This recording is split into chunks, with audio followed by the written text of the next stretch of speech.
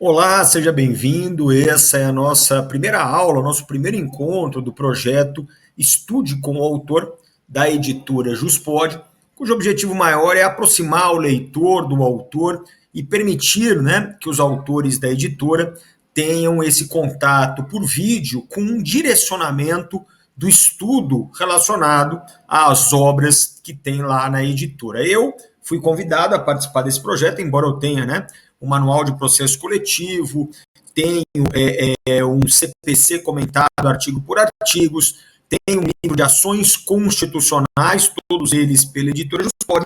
Eu fui convidado para participar com esse livro aqui, que é o meu Manual de Direito Processual Civil, volume único, esse menininho aqui, que está já na 12ª edição.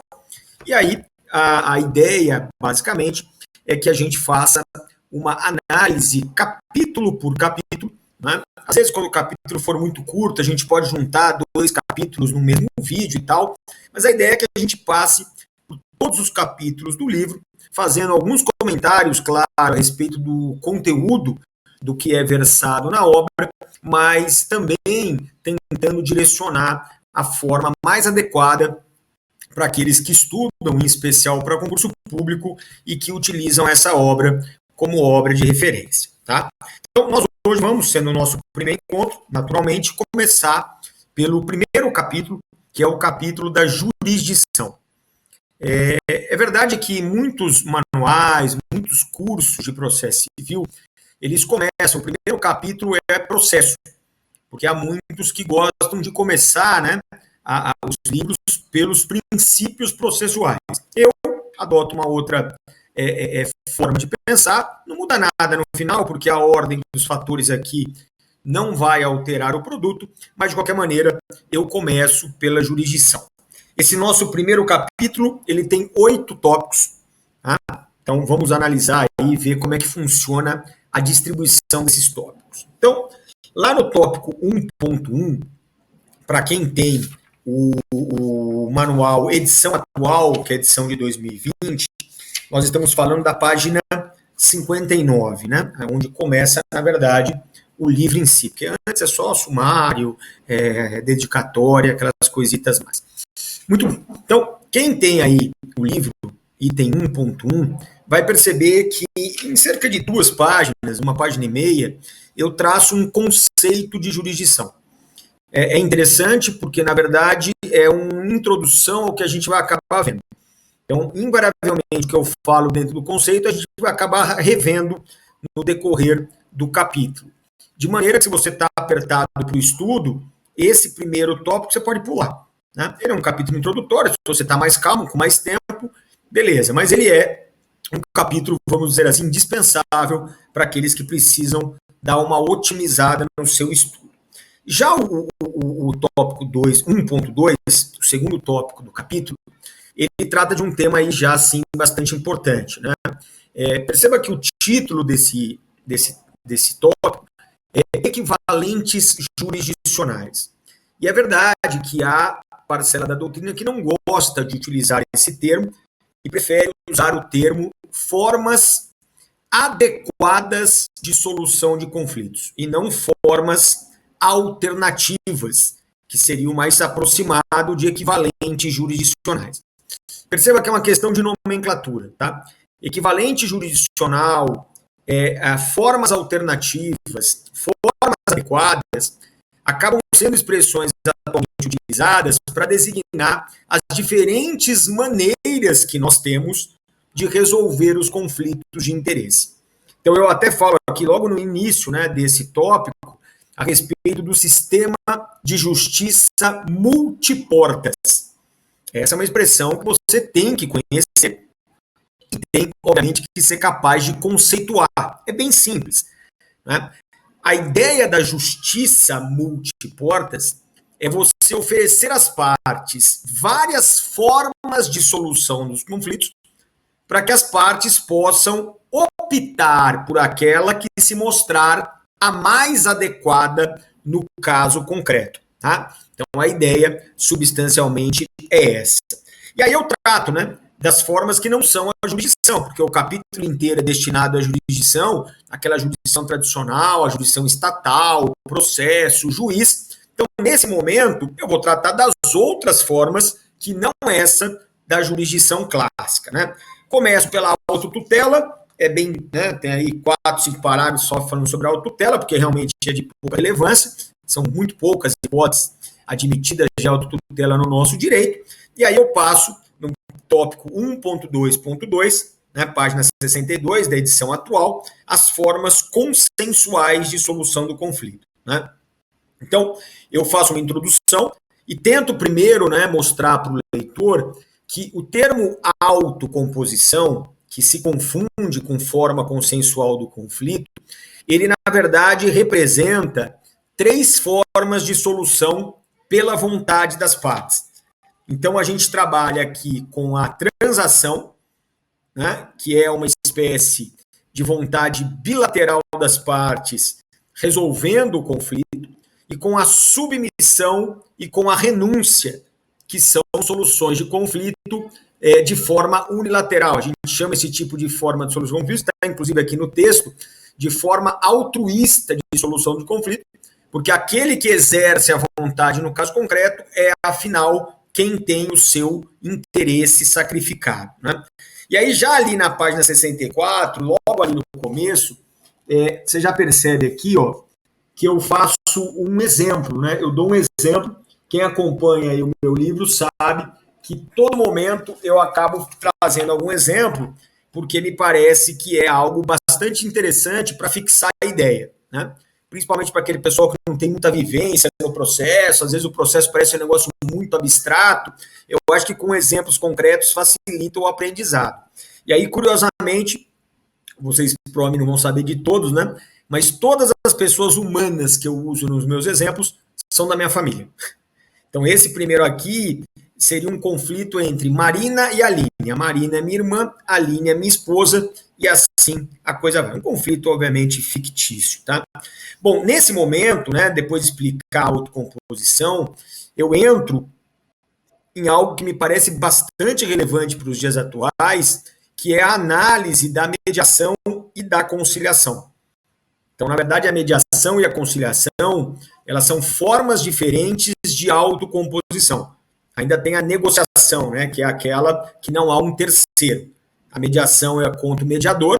Então, o mediador é aquele que não propõe soluções, ele apenas leva as partes, né, a criarem a sua própria solução para o caso concreto, e o conciliador é aquele que vai fazer propostas, é aquele que vai indicar soluções possíveis para as partes aceitarem ou não, tá? Então a gente passa aí por todo o tópico 1.2.2, fazendo não só uma análise do CPC, que hoje tem todo, né, um capítulo destinado à conciliação e mediação, mas também fazendo algumas remissões à resolução 125 do CNJ, que vai também tratar desse tema. Muita coisa da resolução 125 do CNJ foi repetida pelo CPC, mas de qualquer maneira, aquilo que não está no CPC, eu acabo aqui trazendo no livro também.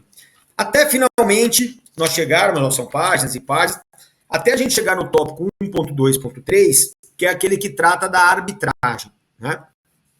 E aí, com relação à arbitragem, eu queria só deixar bastante claro que, apesar da divergência doutrinária, na verdade, que a gente acaba tendo a respeito da natureza jurídica da arbitragem, mais precisamente, né, responder a pergunta se a arbitragem é ou não é jurisdição, nós temos atualmente uma posição que eu posso já considerar consolidada do STJ, no sentido de entender a arbitragem como jurisdição privada, como espécie de jurisdição privada. Então, se você for nesse tópico 2.3, você vai perceber que das notas de rodapé 18 até a nota de rodapé 22, são vários julgados do STJ, e em todos eles a premissa fundamental é de que hoje nós temos duas espécies de jurisdição. A jurisdição privada, exercida na arbitragem, e a jurisdição estatal, exercida pelo processo. Então, esse é o entendimento bastante já consolidado no STJ. Num concurso público, você pode botar, imagino eu, sem grande erro, sem grande risco de erro. Claro, né, algumas circunstâncias levam a essa conclusão. Primeiro, a sentença arbitral é considerada, e já faz tempo, um título executivo judicial. A previsão hoje é do artigo 515, inciso 7º do CPC. Por outro lado, a sentença arbitral ela não pode ser revista em seu conteúdo pelo Poder Judiciário.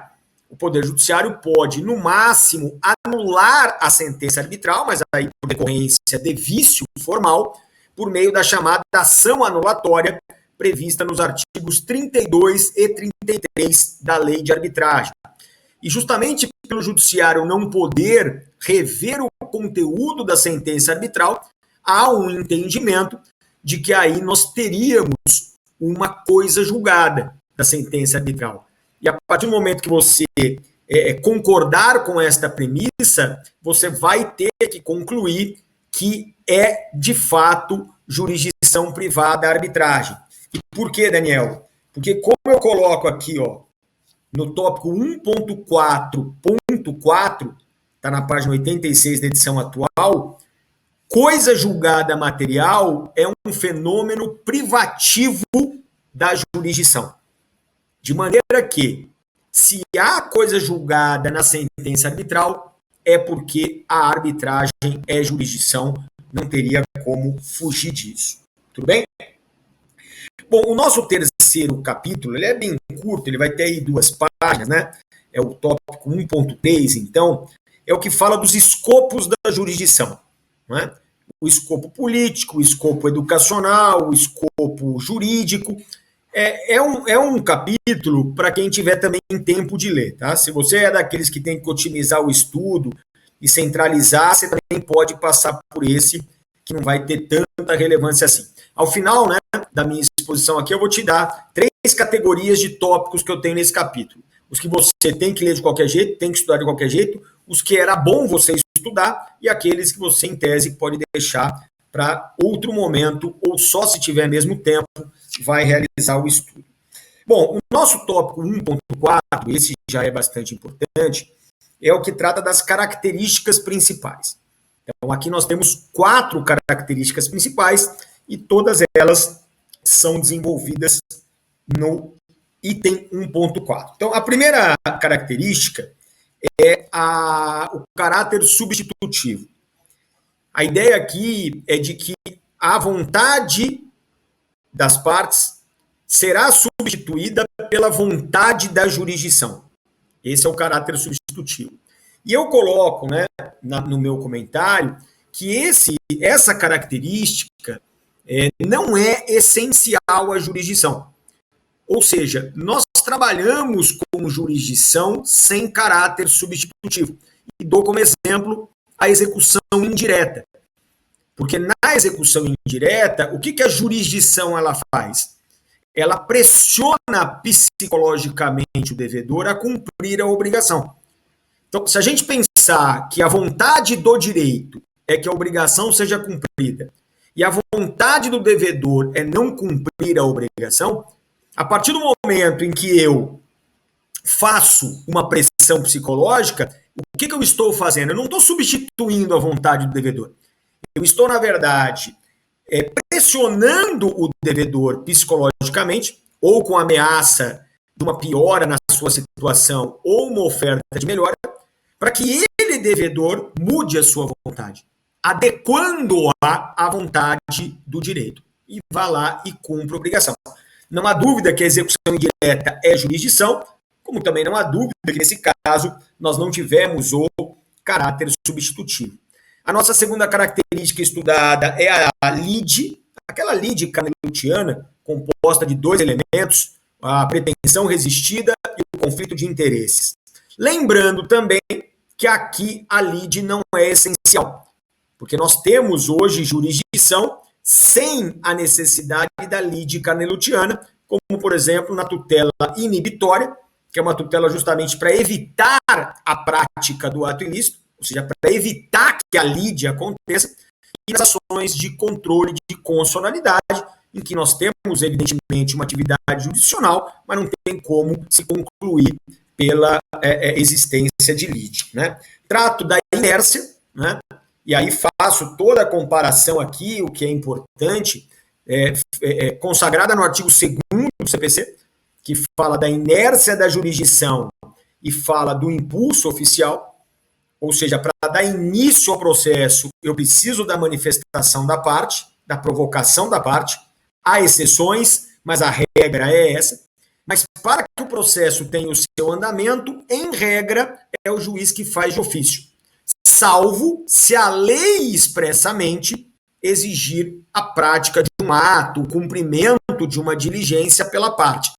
Porque aí, se a lei exige para que o desenvolvimento procedimental ocorra uma manifestação da parte, aí, naturalmente, o impulso oficial não poderá ser tolerado. E a nossa última característica é a definitividade, eu já adiantei aqui, a coisa julgada material, que só existe na jurisdição. Lembrando, entretanto, que a coisa julgada material, ela só existe na jurisdição, mas nem sempre ela estará presente na jurisdição. Então, não tenha dúvida, né, que uma solução terminativa do processo, imagina uma sentença terminativa, é óbvio que houve exercício jurisdicional nesse caso, né? Mas não haverá coisa julgada material, porque a sentença terminativa não produz coisa julgada material. Então é aquela velha história, né? Sempre só tem lá, mas não quer dizer que sempre tenha, né? É essa relação que a coisa julgada tem com a jurisdição. No capítulo 5, né? Capítulo 1, né? No tópico 5, então no 1.5, nós vamos falar dos princípios da jurisdição. E aí, nós vamos no livro atual, da página 87 até a página 97, são 10 páginas, para falar desses princípios. É um tópico importantíssimo, esse você não pode deixar de estudar em nenhuma hipótese, tem que estudar de cabo a rabo. E para ajudar você nesse estudo, eu gravei 10 dicas sobre esses princípios, são vídeos em média de 5 minutos, tá? 10 dicas sobre os princípios da jurisdição que estão disponibilizados, né? Num primeiro mês, no aprenda.cers.com.br/Daniel-Neves, tá? É um endereço aí, você põe lá na internet, aprenda.cers.com.br/Daniel-Neves. Então, no primeiro mês, a gente vai deixar disponibilizado lá, e a partir dali, a gente vai disponibilizar no YouTube, na página da editora e na minha própria página do YouTube. Então, vai ter um deslocamento desses vídeos. Mas se você quer assistir imediatamente, procura lá no Aprenda. Se, né, não estiver mais lá no Aprenda, aí você consegue no YouTube, ou meu, ou da editora.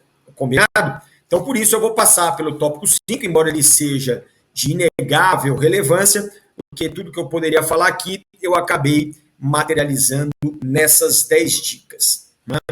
O tópico 1.6, ele assim, eu sei que é difícil, né, para um autor dizer isso, mas eu vou dizer da mesma maneira, é o menos importante de todos, tá? Porque ele fala das espécies de jurisdição, não te leva a lugar muito nenhum, eu só fiz para deixar o mais completo possível, mas esse de todos é o menos importante mesmo.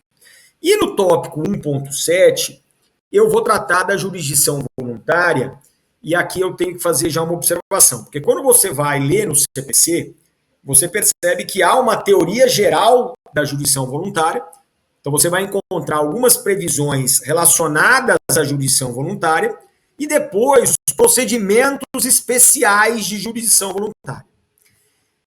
Perceba, eu aqui tenho um manual que hoje está com 1.800 páginas. Né?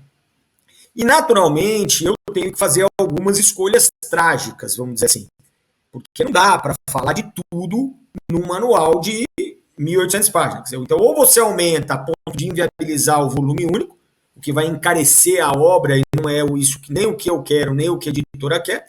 Eu ainda tenho um projeto pessoal de escrever um curso de processo civil, e aí vai dar umas 5.000 laudas, aí vai dividir em 4, 5 livros, tá? Mas para esse formato, algumas escolhas precisam ser feitas, né? E no caso aqui a minha escolha foi por relevância no dia a dia forense e por incidência em prova de concurso público. Os procedimentos especiais de jurisdição voluntária têm pouca aplicabilidade concreta e têm pouca repercussão em concursos públicos.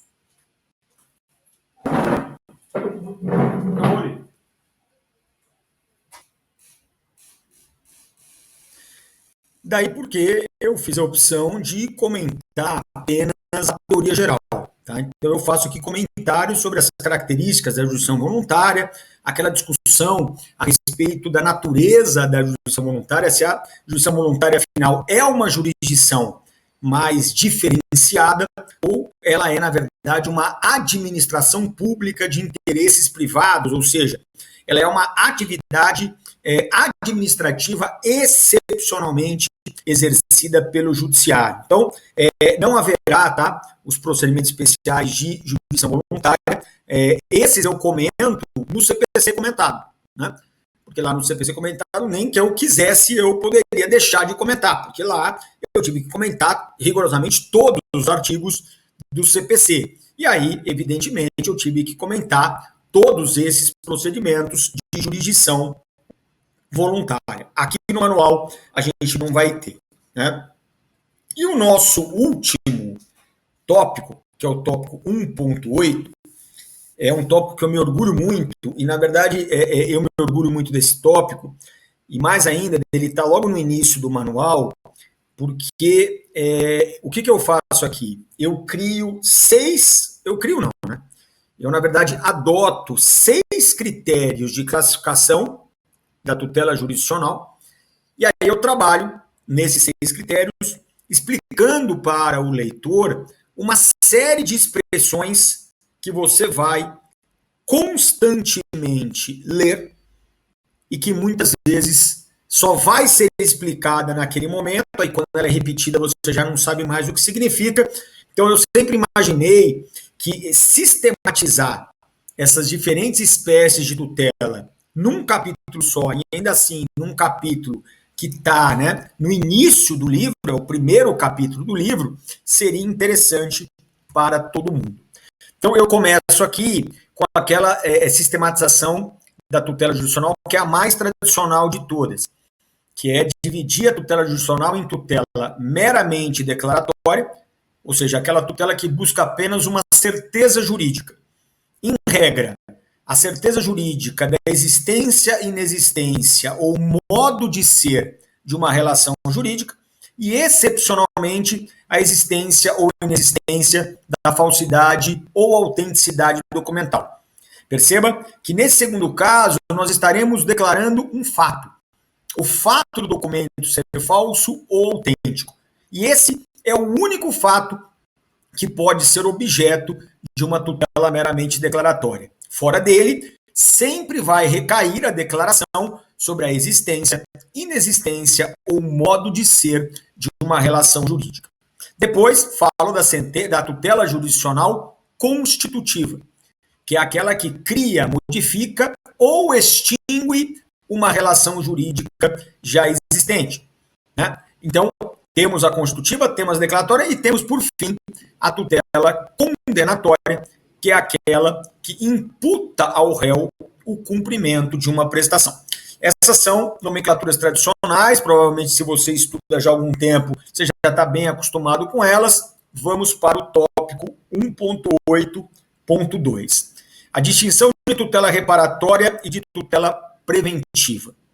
A tutela preventiva é aquela que busca evitar o ato ilícito ou remover o ato ilícito. Essa é uma distinção muito interessante, que eu, inclusive, trabalho aqui citando, né, aquele que, para mim, foi melhor tratou da matéria, que é o Marinoni. Eu trabalho aqui nas páginas 108 e 109 da edição atual, a diferença entre tutela inibitória, que é aqui a tutela preventiva para evitar o ato ilícito, e a tutela de remoção do ilícito. Então vamos lá. O que é uma tutela inibitória, Daniel? Bom, a tutela inibitória ela pode existir em 3 hipóteses. Ou para evitar a prática originária do ato ilícito, Então imagina que não houve o ato ilícito e eu nem quero que exista. Por isso que eu estou buscando uma tutela jurisdicional. Isso a gente chama de tutela inibitória pura. Ou para evitar a repetição do ato, por exemplo, uma propaganda enganosa já foi veiculada, mas eu não quero que volte a ser. Ou ainda para evitar a continuidade do ato. Então, imagina a emissão de poluentes acima do legalmente permitido. Então já vem sendo emitido esses poluentes e eu quero que a partir daqui para frente eles parem de ser emitidos. Ou seja, a tutela preventiva, perceba, ela sempre olha para o futuro. E a tutela inibitória sempre trabalhando com essa questão do ato ilícito. A tutela pela remoção do ilícito, ela trata de um ato ilícito passado, que não vai ser repetido. Então se perceba. A tutela inibitória, ela não cabe aqui. Porque o ato já foi praticado, não é continuado, ele foi praticado, ou pode até ser continuado, mas ele está no passado, ele acabou. Pô, Dani, como é que você vai, então, trabalhar uma tutela preventiva aqui?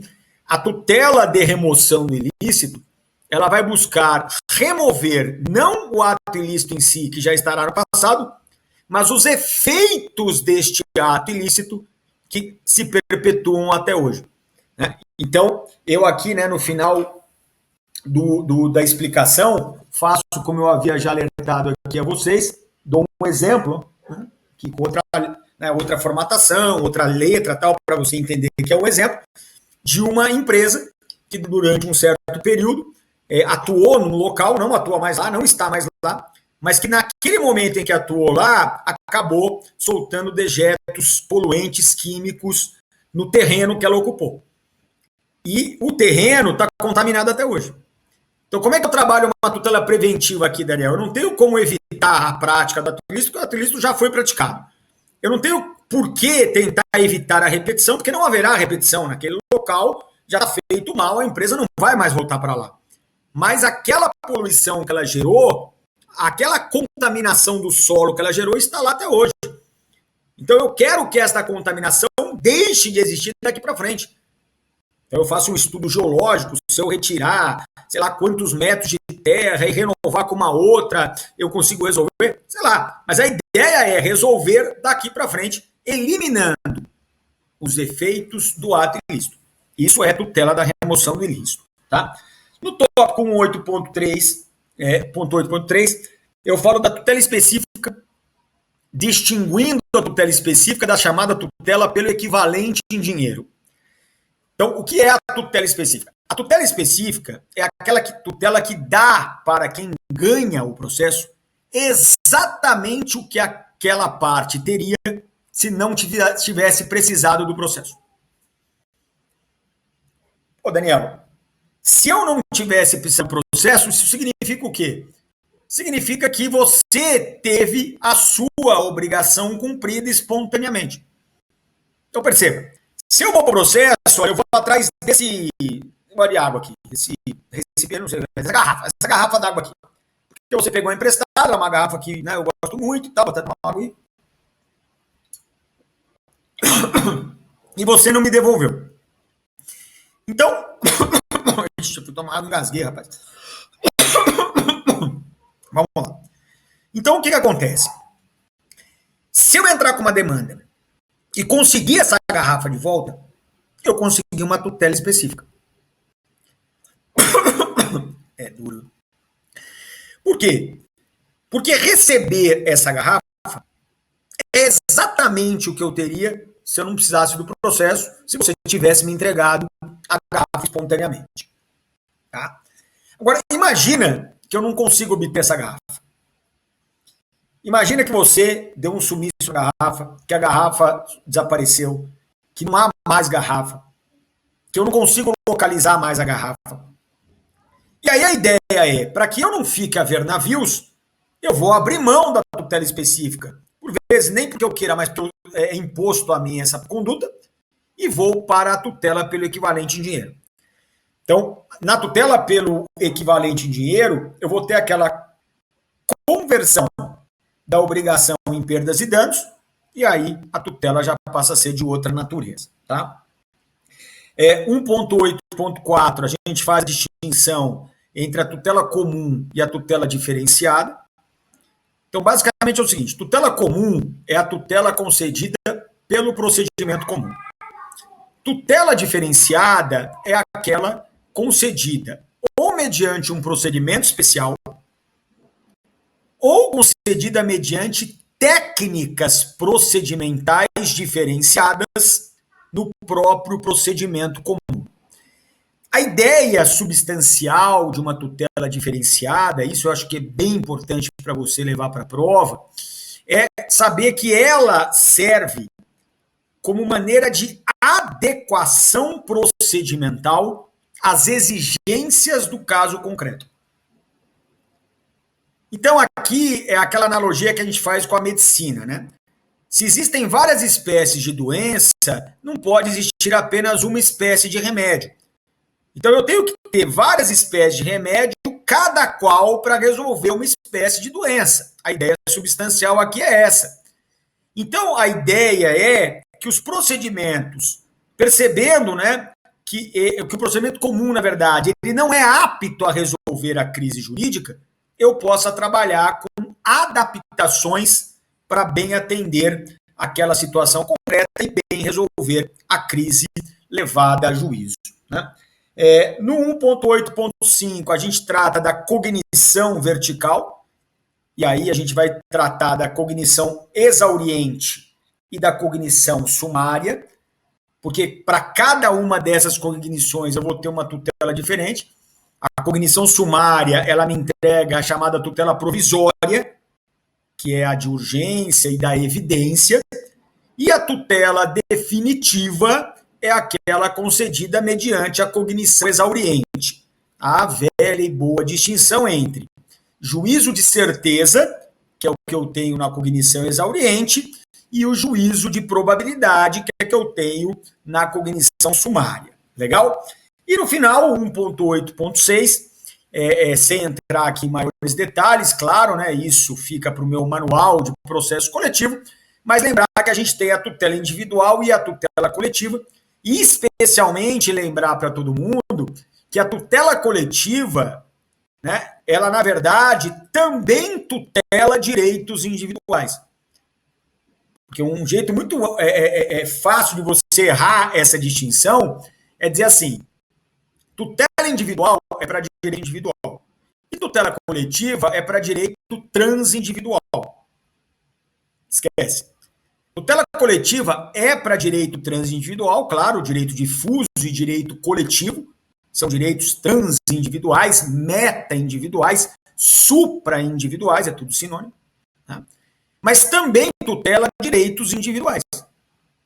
Então nós temos, por exemplo, o direito individual homogêneo, e ele é tratado pela tutela coletiva. Nós temos, por exemplo, previsão expressa que admite o Ministério Público propor ação civil pública para tutelar direito indisponível individual de criança e adolescente, está no ECA, de idoso, está no Estatuto do Idoso, e de portador de deficiência, está no Estatuto do Portador de Deficiência. Então, perceba, nós também temos direitos individuais sendo tutelados por via da tutela coletiva, pelo chamado microsistema coletivo. Tá? Bom, só para encerrar então esse nosso primeiro encontro, o que nós vamos fazer? Eu vou te dar aqui três tópicos, que é o que você, por mínimo que você queira estudar processo civil, esses três você vai ter que estudar. Tá? Esse é o essencial, não tem como fugir. É o tópico 1.2, que fala dos equivalentes jurisdicionais.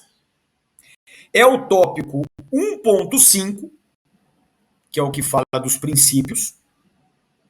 O tópico 1.8, que fala da tutela jurisdicional.